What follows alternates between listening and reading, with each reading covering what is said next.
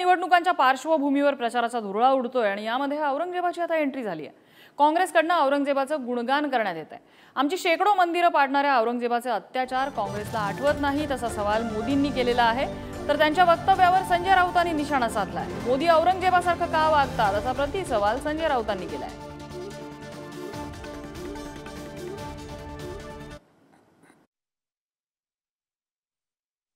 औरंगजेब के अत्याचार याद नहीं आते जिसने हमारे सैकड़ों मंदिरों को तोड़ा, अपवित्र किया।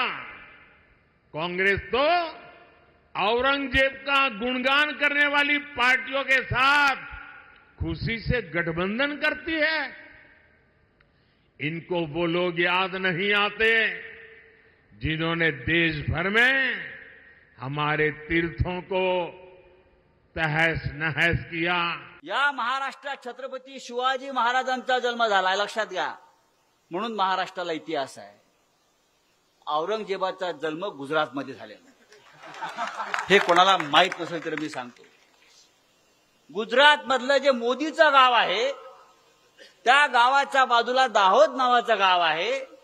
त्या गावामध्ये औरंगजेबाचा जन्म झाल्यामुळे मोदींच्या अंगात औरंगजेब संचारला आणि म्हणून वारंवार ते महाराष्ट्रावर चाल करून येत आहेत। जसं अफजल खान यायचा, औरंगजेब यायचा, का तर त्याचं कारण त्या मातीमध्ये आहे, तिथं औरंगजेब जन्माला आलेला आहे।